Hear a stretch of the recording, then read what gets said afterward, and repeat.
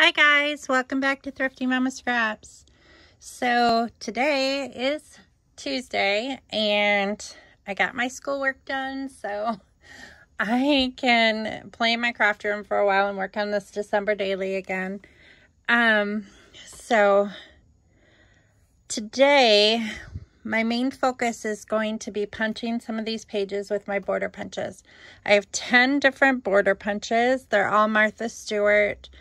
I don't have the specific names of them because they are probably over 10 years old.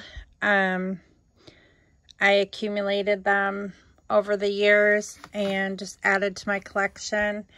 I don't think I paid full price for them. I did not buy any of them new. They were all used when I purchased them. So I am going to start punching with these. I may not use all of them. I'm just going to try to add interest to some of my pages.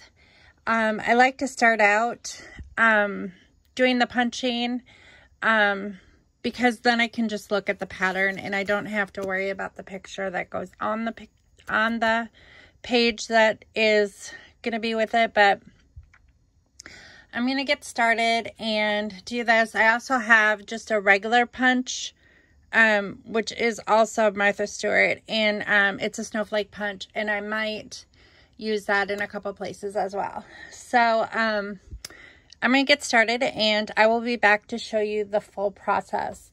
I have a tripod that I could set up behind me and I could do this process while you're watching and all that stuff.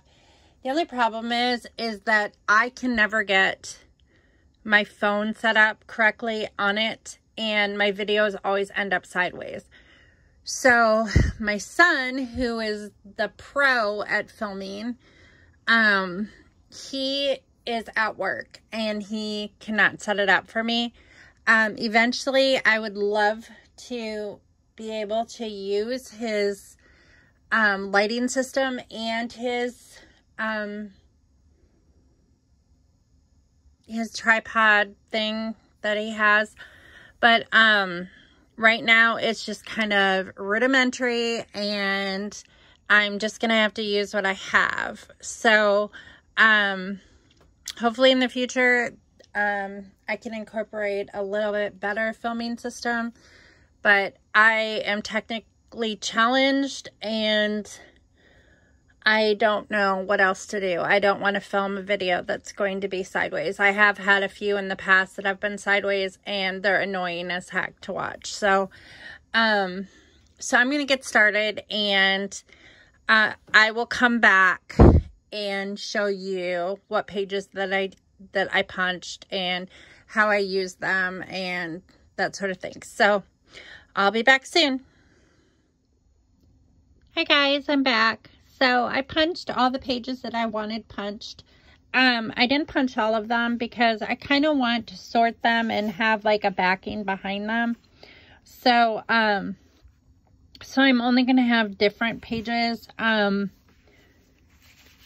not going to be right next to each other, if you understand what I'm talking about. I'll kind of show you. Some of them I cut shorter. Had interest. So this one here, I did not cut it all. So I could put this one in front of it. And then there'd be kind of a small peekaboo effect, which I really like. There are others that I could do that too, such as this. If I put this one in front of this, the snowflake kind of sticks out. So, that's kind of what I did. Some of these, like I said, I left whole. And that way when I place a paper over top, that coordinates with it.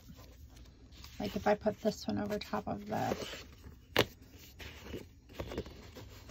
you can see the navy blue border, which makes it look interesting.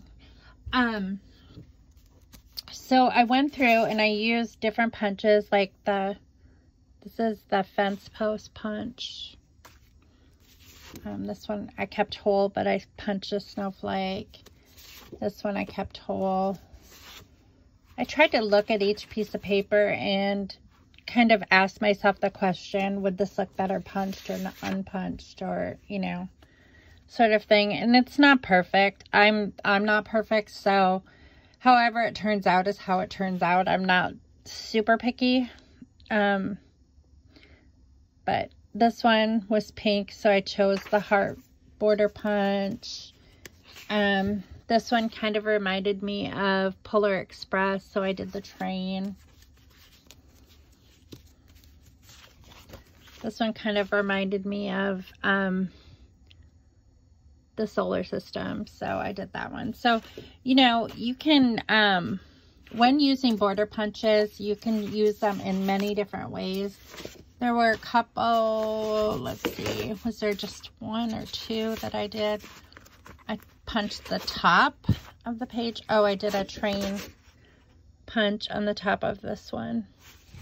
Shows up better kind of right there. But, yeah, so you could really use your border punches in a lot of different ways to punch and add interest to your pages. This one I might cut out like just this corner and make that, that was my idea here. This one I punched on the edge. So yeah, so that's kind of what I did there.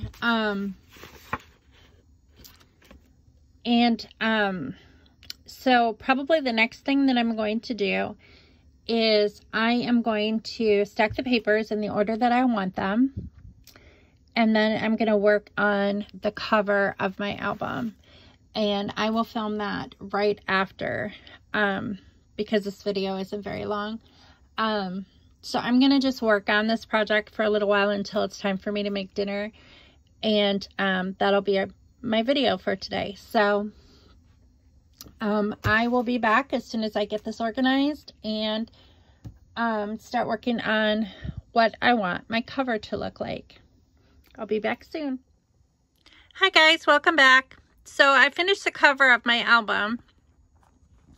And I knew that I wanted to use a mask this year, of course, because it is probably the #1 thing that has changed this year, or this past year, as that a good portion of the year, the majority of the year, we've had to wear masks. So I knew that I wanted that on the cover of this album, because a lot of the photos in this album, we are going to be wearing masks. So I thought it was a fun element and a way that I could interact. It could be interactive in the album. I could stretch this around to enclose the whole album when I'm done with it. And it might be fun to do that on both sides or whatever.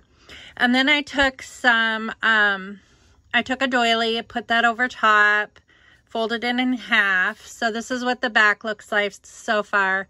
So I may or may not do something on the back of it. I don't know yet. But I used the Tim Holtz tiny attacher staples to create most of this, because I wanted to make sure that, because it's a cover, I want to make sure that the elements stay on here. The 2020 are just stickers from some random sticker sheet. I'm not sure where. This is a card. This is like a Project Life card. I don't know where I got it from. A December to Remember, I know came from Ellie Studio. I believe it was last month's kit. And the heart stickers came from a Thickers pack, a letter Thickers pack. And that's it.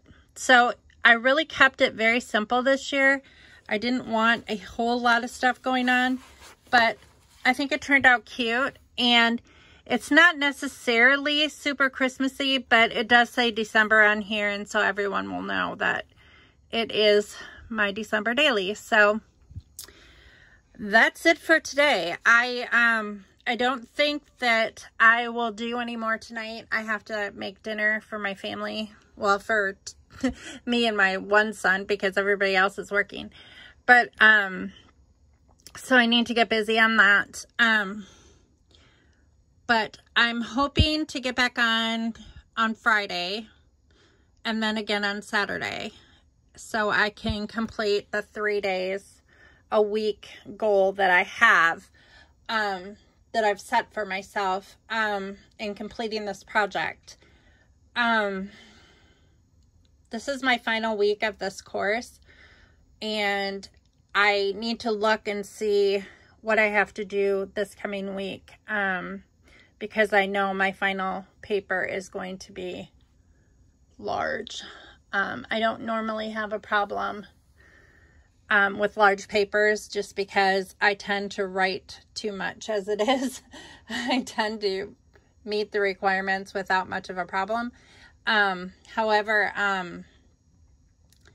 I need to see how much research I have to do beforehand, and so it might be a busy week. So I'm keeping my fingers crossed that I can continue and meet my goal this week. Next week should be a little bit easier because I start a new course, and generally the first week of the course is fairly easy. So, well, not easy, but easier than once you're midway through a course and deep into it. So, but I thank you all for watching. I hope you enjoyed this video. I know there wasn't a whole lot to it, but it did take me probably about 2 hours to get all of this done. But I will see you back here, hopefully, in a few days. And keep on scrapbooking, and I'll see you later. Bye.